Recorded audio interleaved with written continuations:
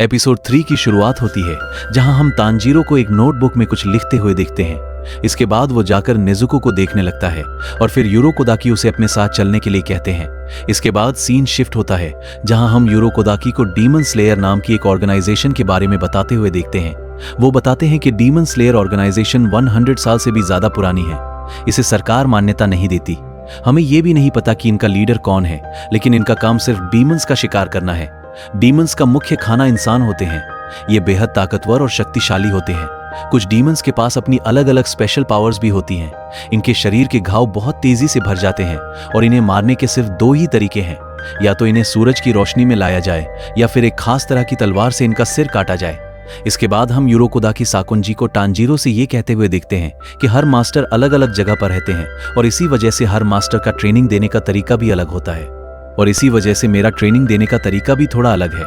इसके बाद यूरोकोदाकी तांजीरो को बताता है कि डीमन स्लेयर कोर में शामिल होने के लिए उसे माउंट फुजी कसाने पर होने वाली फाइनल सिलेक्शन में हिस्सा लेना होगा, और अगर वो उस फाइनल सिलेक्शन में पास हो गया तभी वो एक डीमन स्लेयर बन पाएगा। इसके बाद हम तांजीरो को उसी पहाड़ से नीचे उतरने वाली ट्रेनिंग करते हुए देखते हैं। दरअसल दोस्तों, तांजीरो ये ट्रेनिंग बार बार इसलिए कर रहा होता है ताकि उसकी ट्रैप से बचने और उन्हें सूंघकर पहचानने की एबिलिटी और भी बेहतर हो सके। लेकिन इतनी ट्रेनिंग के बाद भी उसे कई जगहों पर काफी परेशानी का सामना करना पड़ रहा था। इसके बाद अगले दिन वो कटाना लेकर पहाड़ी उतरने की ट्रेनिंग करता है, लेकिन ये भी आसान नहीं होती। वो हर रोज पहाड़ी से उतरने के बाद 1000 बार कटाना चलाने की प्रैक्टिस करता है, लेकिन उरोकोदाकी उसे आकर 500 बार और करने के लिए कह देते हैं, जिससे तांजीरो की हालत खराब हो जाती है। इसके बाद वो रोज अपनी डायरी भी लिखता था। फिर उरोकोदाकी अगले दिन की ट्रेनिंग में उसे बताते हैं कि एक कटाना लंबाई में मजबूत होती है लेकिन चौड़ाई में कमजोर, इसलिए कटाना की धार और उसका निशाना बिल्कुल सीधा होना चाहिए। इसके बाद अगले दिन उरोकोदाकी उसे गिरकर तुरंत उठने और संभलने की ट्रेनिंग देते हैं। वो तांजीरो को बस उठाकर पटकते जाते हैं। इसके बाद तांजीरो पूरी ताकत से कटाना लेकर उरोकोदाकी की तरफ बढ़ता है, जो कि निहत्थे होते हैं, लेकिन फिर भी वो तांजीरो को उठाकर दूर फेंक देते हैं। इसके बाद तांजीरो अपनी डायरी लिखता है। फिर अगले दिन उरोकोदाकी उसे सांस लेने की अलग अलग टेक्निक सिखाते हैं, जिसका नाम टोटल कॉन्सेंट्रेशन ब्रीदिंग होता है। इसमें उरोकोदाकी उसे वाटर ब्रीदिंग टेक्निक के सभी 10 फॉर्म सिखाने वाले होते हैं। वो बताते हैं कि शरीर के हर हिस्से तक ऑक्सीजन के मॉलिक्यूल्स फैलाने से तुम ज्यादा देर तक सांस रोक सकते हो और काफी ताकत जमा कर सकते हो। इसके बाद वो उसे सही तरीके से ब्रीदिंग करना सिखाते हैं। शरीर का ऊपरी हिस्सा ढीला, निचला हिस्सा सख्त और एक लंबी सांस, लेकिन तभी वो उसकी छाती पर जोर से मारते हैं, जिससे तांजीरो की मानो जान ही निकल जाती है। इसके बाद वो उसे सही पोस्चर सिखाते हैं कि किस तरह उसका शरीर होना चाहिए।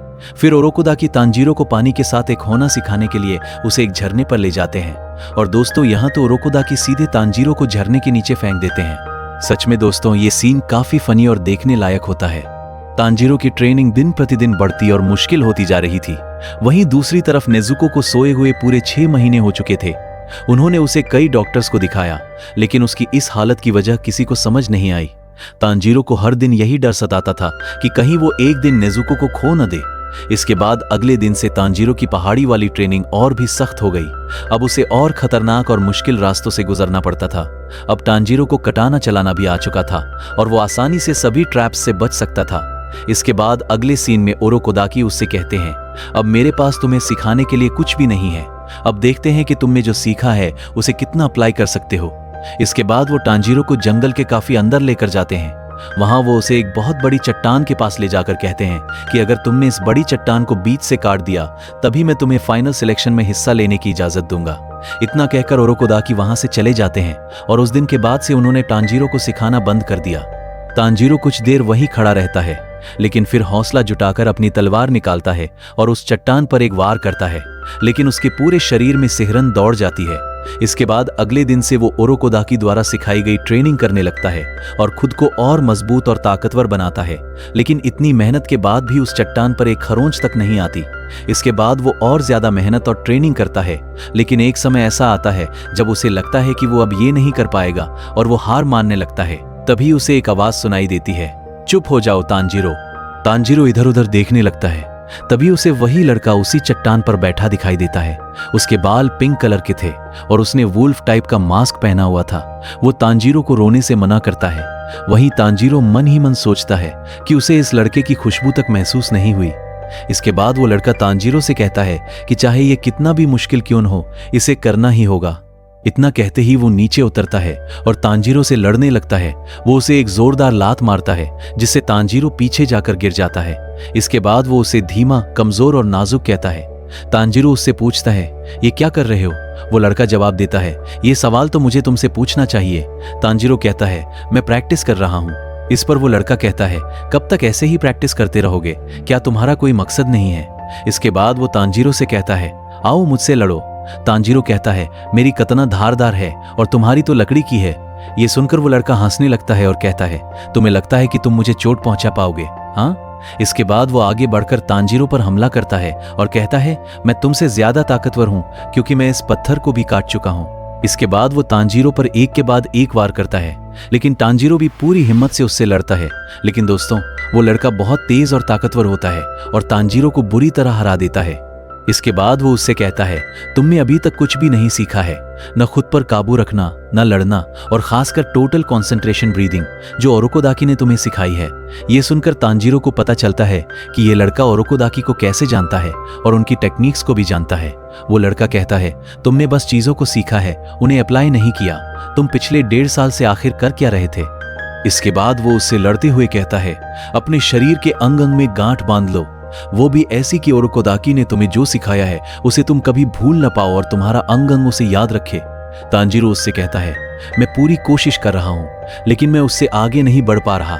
वो लड़का जवाब देता है, तुम्हें आगे बढ़ना ही होगा, चाहे जैसे भी हो, मुझसे लड़ो और अपनी पूरी ताकत दिखाओ। इसके बाद तांजीरो उस पर वार करने जाता है, लेकिन तभी वो लड़का उस पर एक जोरदार वार करता है और तांजीरो वहीं धराशायी हो जाता है। इसके बाद वहां उसी तरह का वुल्फ मास्क पहने एक लड़की आती है। वो लड़का उससे कहता है, अब मैं सब तुम पर छोड़ता हूँ। इसके बाद रात हो जाती है और तांजीरो को होश आता है। वो उस लड़की से कहता है, क्या तुमने देखा कि वो कितनी बढ़िया तलवारबाजी थी? उसका एक भी हमला बेकार नहीं था। मैं भी उसके जैसा बनना चाहता हूँ, क्या मैं उसके जैसा बन पाऊंगा? लड़की जवाब देती है, हाँ बिल्कुल, और मैं तुम्हारी मदद करूंगी। इसके बाद तांजीरो उससे उसका नाम पूछता है। वो अपना नाम मकुमी बताती है और उस लड़के का नाम सबीतो बताती है। इसके बाद वो तांजीरो की मदद करती है और उसकी गलतियां बताती है, लेकिन जब तांजीरो उससे पूछता है कि वो कहां से आई है तो वो कुछ नहीं बताती। हर बार वो बस यही कहती है कि उसे ओरोकोदाकी बहुत पसंद है। वो बताती है कि वो एक अनाथ है और ओरोकोदाकी ने ही उसे पालकर बड़ा किया है। वो तांजीरो से कहती है कि यहाँ और भी बच्चे हैं जो उन्हीं की तरह हैं और वो हमेशा तांजीरो को देखते रहते हैं। इसके बाद वो तांजीरो को बताती है कि टोटल कंसंट्रेशन से खून की स्पीड और दिल की धड़कन बढ़ जाती है। इससे शरीर बहुत गर्म हो जाता है और मसल्स डीमन जितनी मजबूत हो जाती हैं। साथ ही उसके फेफड़े भी मजबूत होते हैं, जिससे वो ज्यादा देर तक सांस रोक सकता है। उसकी मसल्स और हड्डियां भी मजबूत हो जाती हैं। लेकिन दोस्तों, ये सारी बातें तांजीरो के सिर के ऊपर से निकल जाती हैं। इसके बाद तांजीरो उससे पूछता है, मैं ये कैसे कर सकता हूँ? लड़की कहती है, खूब सारी मेहनत करो, इसके अलावा तुम्हारे पास कोई और रास्ता नहीं है। इसके बाद तांजीरो की ट्रेनिंग और भी मुश्किल होने लगती है, लेकिन फिर भी उसने अपनी ट्रेनिंग जारी रखी। इसके बावजूद वो सबीतो को हरा नहीं पा रहा था। इसके बाद हमें यहाँ पूरे 6 महीने का टाइम स्किप दिखाई देता है। अब वहां ठंड आ चुकी थी, फिर बर्फ पड़ने लगी और तांजीरो के बाल भी काफी बड़े हो गए। अब सबीतो भी असली धार वाली कटाना के साथ लड़ता है और कहता है, अब तुम में कहीं मर्दानगी की झलक दिखाई दे रही है। तांजीरो कहता है, आज मैं जीत कर ही रहूंगा। और दोस्तों, कुछ ही देर में दोनों की लड़ाई शुरू हो जाती है। तांजीरो यहाँ एक लंबी सांस लेता है और दोनों अचानक गायब हो जाते हैं। दोनों एक दूसरे की तरफ तेजी से बढ़ रहे होते हैं और तभी पलक झपकते ही तांजीरो सबीतो पर उससे पहले वार कर देता है। सबीतो का मास्क टूट जाता है और जब तांजीरो उसका चेहरा देखता है तो सबीतो उसके जीतने पर खुश दिखाई देता है। माहौल थोड़ा उदास भी था और खुशी से भरा हुआ भी। उसी बीच मकुमी तांजीरो से कहती है, अपनी ट्रेनिंग मत भूलना और जीत कर आना। इतना कहकर वो लड़की भी धुंध में कहीं गायब हो जाती है और जब तांजीरो सामने देखता है तो सबीतो भी वहां से गायब हो चुका होता है। इसके बाद हमें दिखाई देता है कि तांजीरो ने उस चट्टान को काट दिया है जिसे वो पहले बिल्कुल भी नहीं काट पा रहा था। और दोस्तों, एपिसोड 3 यहीं खत्म हो जाता है। अगर आपको मेरा ये वीडियो अच्छा लगा हो तो लाइक जरूर कीजिएगा और साथ ही एनिमेवर्स स्टूडियोज को सब्सक्राइब करना मत भूलिएगा। मिलते हैं नेक्स्ट वीडियो में।